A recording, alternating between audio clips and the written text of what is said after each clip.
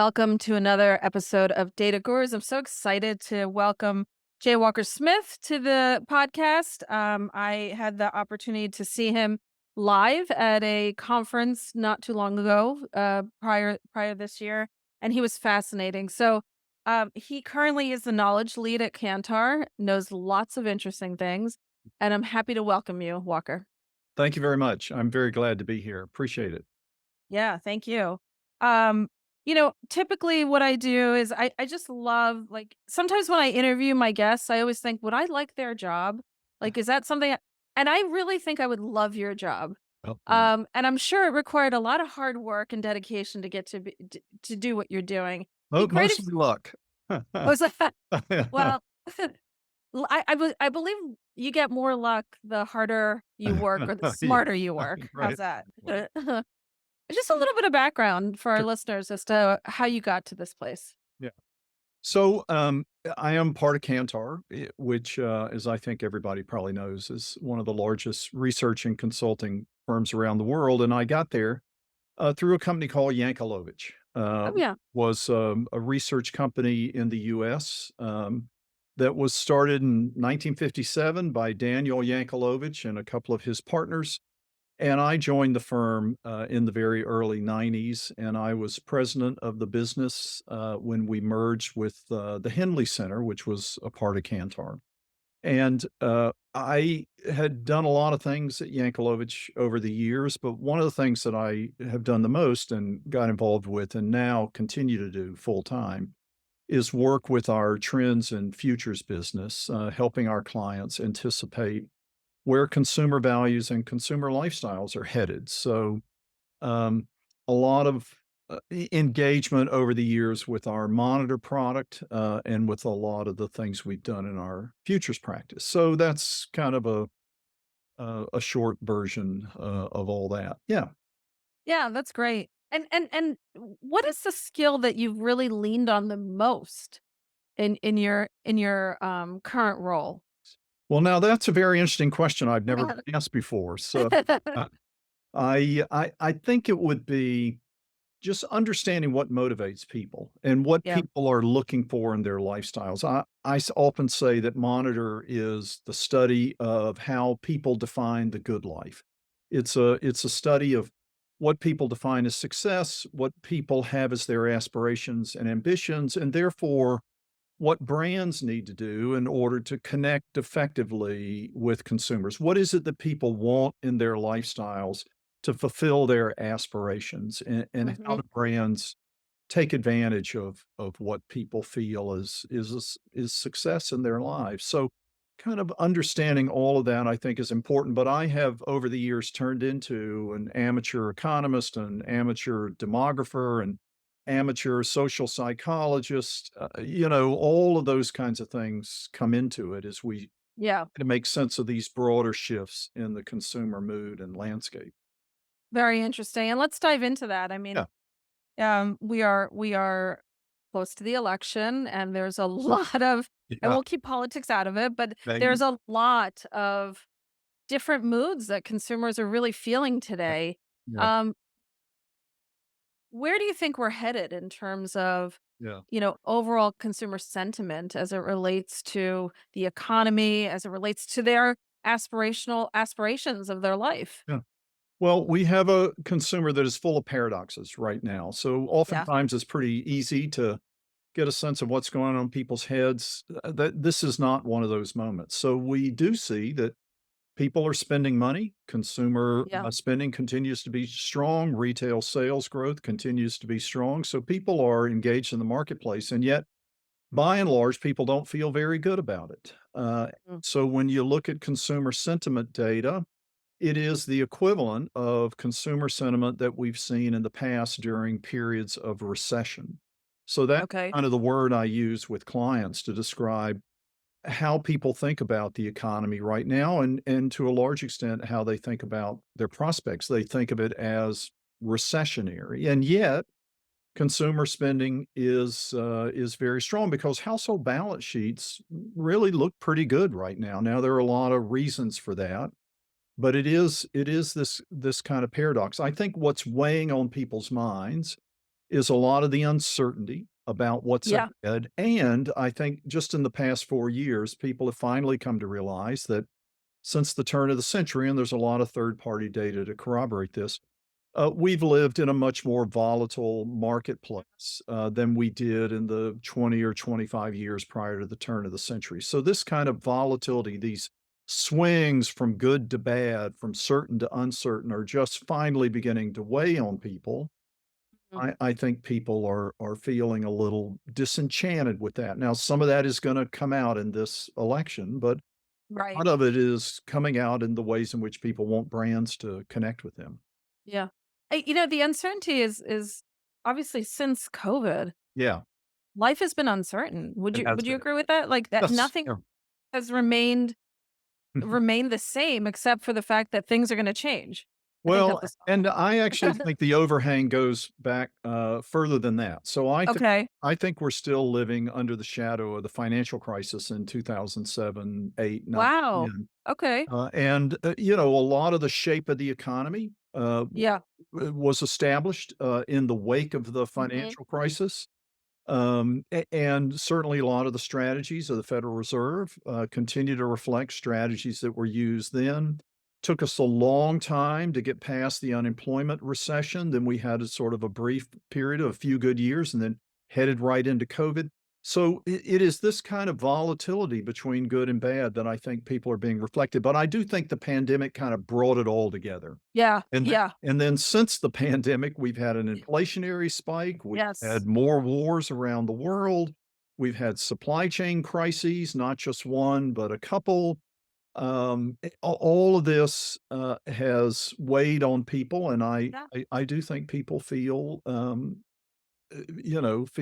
pretty uncertain, about Yeah. prospects, even as Yeah. feeling good about their pocketbooks. Sure.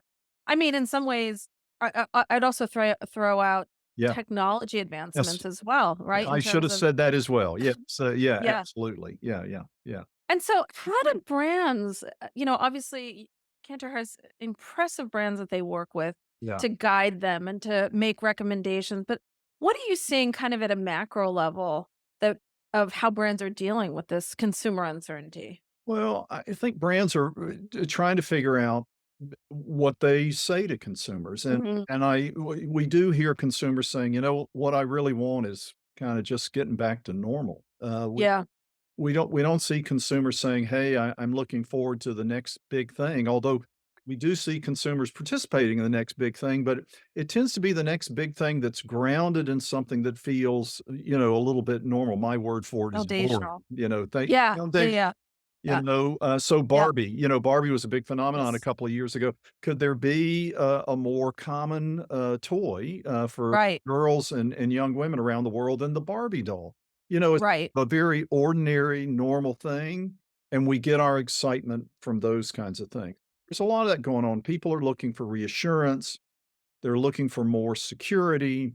They're looking for brands that can offer them, these kinds of things. And then brands, of course, have their own issues going on. Right. In the run up to the pandemic, brands, particularly packaged goods brands, were having a lot of trouble growing top lines. Mhm. Seen, pricing as a strategy over the last couple of years, as a way for brands to experience some organic growth. Coca-Cola Company just reported a strong earnings, report, based upon some, pricing strategies. So, this has been a big part of brand strategies, but recapturing some unit volume growth, I think it's a big issue for brands, and so now part of the question is where do you find that growth? Where do Right. you find that growth in a global marketplace that is just kinda changing shape, right before our eyes? So these are and I guess I would add, before I sort Sure. of leave this topic is, just the growth of private label, around the world, and Yeah. so all this has made a very big, push. So, these are the kind of things that brands are dealing with, and all of this is rooted in consumers just being open to new solutions because they find themselves living in a very volatile marketplace, and brands are just have to be more inventive about what they're doing these days than I think they have been in years before. So the assumption of just because you've been a consumer of my brand for the last 5 purchases, let's say, Yeah. doesn't mean the next 5 purchases are gonna go to my brand per Right. se. Well, I think brands historically have kind of learned that Yeah. loyalty can be fickle Yes. in a lot of categories, and that loyalty may not be exactly what we thought it was. But I think right now consumers are saying, you know what? I do like big brands because Mm. brands give me something I can count on, something I know, Yep. something that feels reassuring.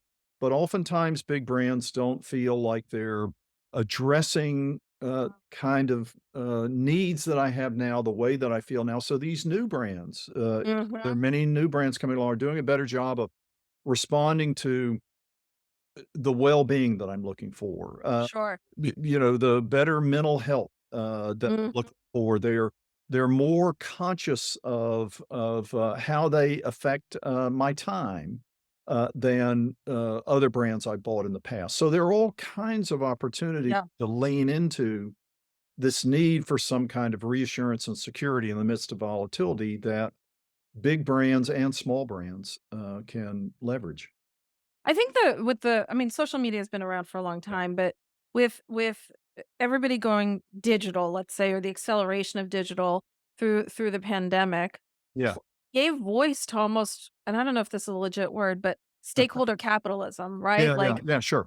Yeah, right? And so, right. and to the trends that you're talking about, mental health, even like I don't know if this is an old trend or a new trend, but like different food preferences that people are eating now, right? That you Right, go to a restaurant and you see like gluten-free, vegan, and a right. million other choices. It's interesting to see like it's getting even finer tuned in terms of what consumer preferences are. Yeah, when digital came along, we thought it would be a platform for personalization. We discovered that personalization is harder to execute, than maybe Yep. we thought about at first. But consumers, are very different. Consumers have learned about all kinds of things they never knew about Yeah. before. They found all kinds of communities they didn't know existed. And that means taste, have Yes. fragmented, in multiplicative kinds of ways. And so being responsive to that is one of the challenges that Mhm. brands, have nowadays. You're, exactly right about that. And I do think, even other considerations have entered into the value equation that consumers have for brands. So you mentioned values, again, I think this is part of the overhang of the financial crisis. After the financial crisis, we saw the rise of the Tea Party, we saw Yeah. the Occupy movement, and we have really been through a 15-year period of kind of social values being more salient in the marketplace. Mhm. And it's been a very unusual period. Whether that will continue to be true going forward, I think Mhm. remains to be seen, but this is another one of the volatile moments, that, brands are having to navigate right now. Are you seeing any and I don't know when you think about each generation. Yeah, Do you see some like there's 3 distinct things that you think about for each generation? I know yeah, I'm boiling it down to very very simplistic terms, but yeah, yeah, everybody's obsessed with Gen Z. Like, how do we get them into our franchise? They're so fickle.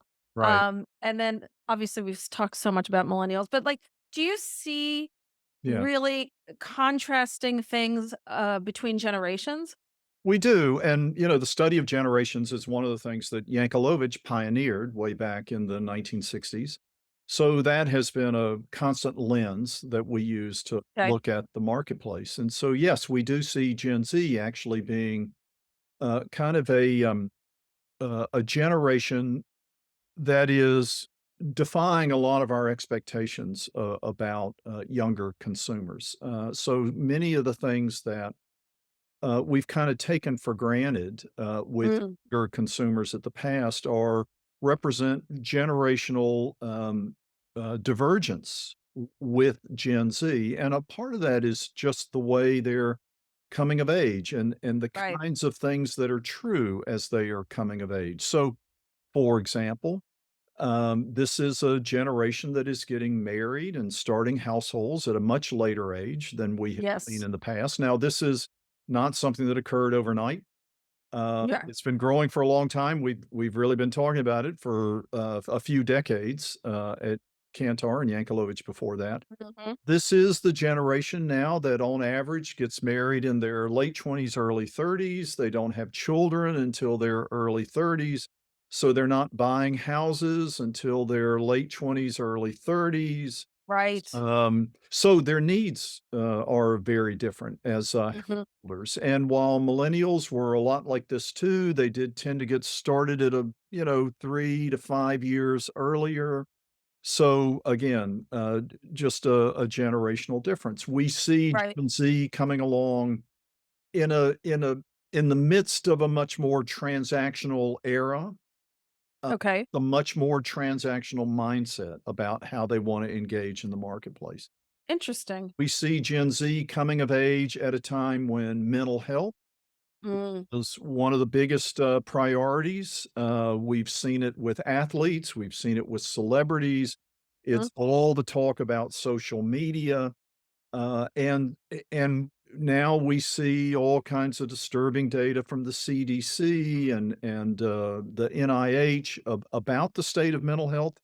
And Mhm. so this is a big priority for Gen Z in a way that it has not been for Yeah. even millennials, as Yeah. prior generations. So it is a very different generation and a harder generation given their digital sensibilities Sure. bring into your franchise and to monetize in a consistent way that you might have been used to in the past. But I do think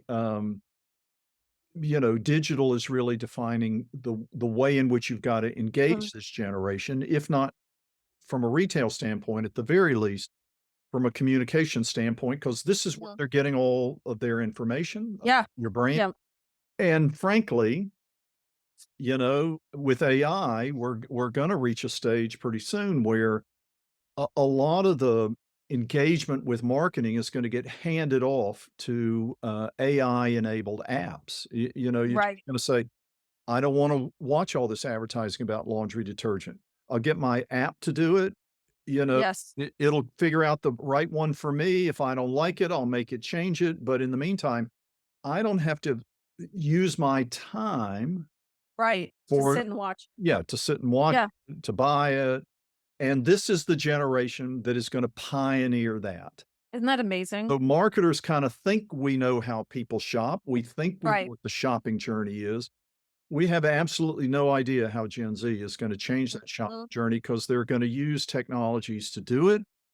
It's Mhm. just gonna be unlike anything we've ever seen. In 5 years, certainly 10 years out, it's gonna be a very different marketing place. I like to say that marketers are gonna have to add, quote, unquote, "advertising to algorithms" to their Mhm. repertoire of marketing skills because increasingly, that's gonna be how people shop. I'm gonna let my Yep. app do it Yep. or I'm gonna let my app help me, and if you wanna get my attention, you better make sure you've gotten the attention of my AI, I out. app Yeah. first, yeah. I made a joke the other day. I said people are gonna have to market to our Alexa, Yeah, yeah, right? To get on the exactly right, that's recommendation exactly engine, right. like, That so is that right. right? That I mean, And, that's we've actually done that in the past, so this is not yeah. it's not when we tried to, um, design our website so that we would Right. rank higher in Google search results, that's advertising to an algorithm. But That's that true. is not coming up with an ad that has, some creative and a great Right. line, all that kind of stuff. That's advertising to humans, but, hacking Google search results is advertising to algorithms. The challenge is that marketing in the future is gonna have to do both at once. Got it. Yeah. It's getting better at our old skills and then learning all these new New skills. skills. That's Yeah. and Gen Z is gonna be the generation that comes of age with all of that. And they probably will demand it. Yes, I think Right? it's Because absolutely their time is very valuable. I mean, I right. do think that that generation also values time and Yes. anything that they can kind of get another source to do something for them, Right, right. it's valuable. It adds value to their everyday life, as Yes, you yeah, said, their aspirations. yeah, Um, agreed. so so I'm just curious, you're a wealth of information. What's your kind of general process of how you kind of put your overall perspectives together? I know it's years of kind of trend, not trend hunting, but trend Yeah. analysis and Yeah. a little hunting maybe. Yeah. But like, how do you give us a day in the life of your role or week maybe? So I spend a lot of time reading and catching up on material. So Okay. one of my jokes is I let other people um, manage the internet for me. So I Okay. rely on other bloggers to kind of curate things to Nice. read and things to keep up with. So I'm a big follower of other people who are in the business of sort of curating information. I subscribe to a lot of newsletters and keep up with it that way. My Substack list is pretty enormous. And then it is keeping up with data. So it's not Yeah. just our data, but it's other people's data and seeing how all of that comes together. Mhm.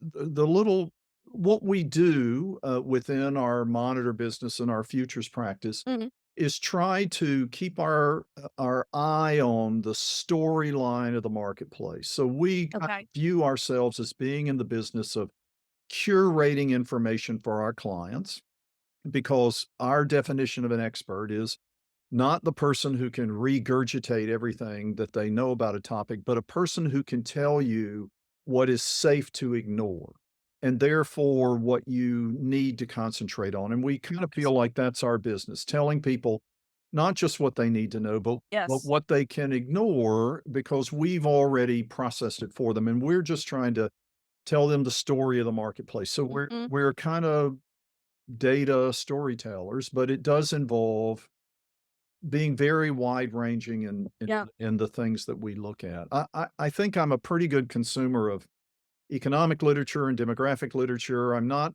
as good on technology literature, I Yeah. will confess.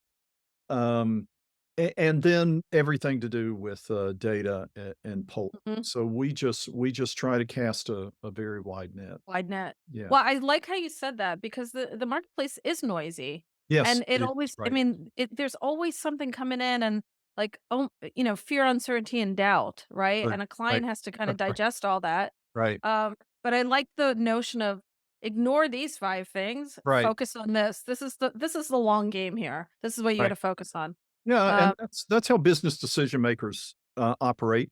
You have to know, think about every senior decision maker has Yeah. a story in their head of the marketplace, a story of the marketplace, Yes. and, they don't need to know everything. Right. They need to know are the things that can, um, help them refine that story in more profitable ways, Yep. and that's what we try to bring. Yeah, That's fantastic. yeah. So I have to ask you, obviously, with technology, and with the acceleration of business, Insights has a lot of um, shifting going Yeah, on. yeah, Yeah, yeah, yeah. what's your perspective on the future of Insights?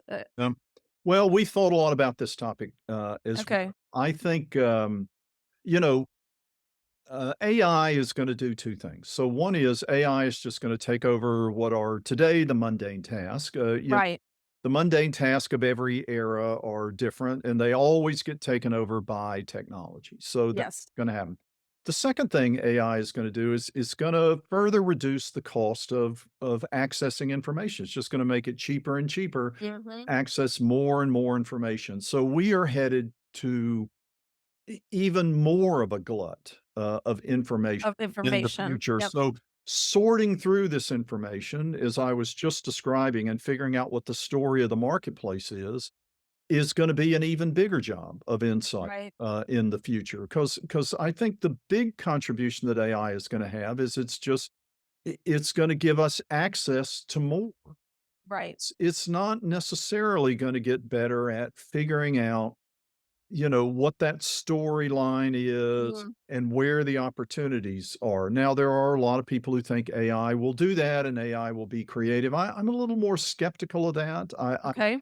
My experience with it so far, which, is kind of like everybody's, it's just the Sure. past 10 years, um, is that it is really good at all things related to efficiency Mhm. and can contribute to helping make humans a lot more creative. Right. And for insights, I think that means it will enable us to be a little bit less research focused Mm. and a lot more growth focused. So right now we have to spend a lot of our time running projects, managing Yep. things, keeping up with data, et cetera, et cetera. These are all research skills. I think AI is just going to do a lot of that, Right. which is going to enable us to spend more of our time thinking about what the implications are of all of this for the growth objectives of our businesses. And that's what senior management is asking us to do. They're not saying to us, be the best possible researcher so you can be the best possible researcher. They're saying, you know what I need from you are some insights into how I grow this business.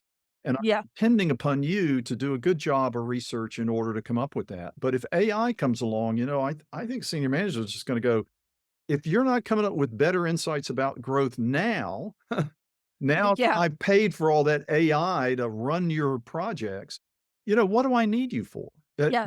'Cause Yeah. I can if I need a survey about, the best flavor, Mhm. I'll just let my R&D department access the AI application directly. I don't need research to do that. What I need Sure. is research to do what research really does well, and that is understand the consumer Yeah. and give me some insights into how to grow this business. And I think that's the shift that, um, that insights is gonna have to make, and everything about the consumer is gonna change. So the consumer shopping journey is gonna be very different.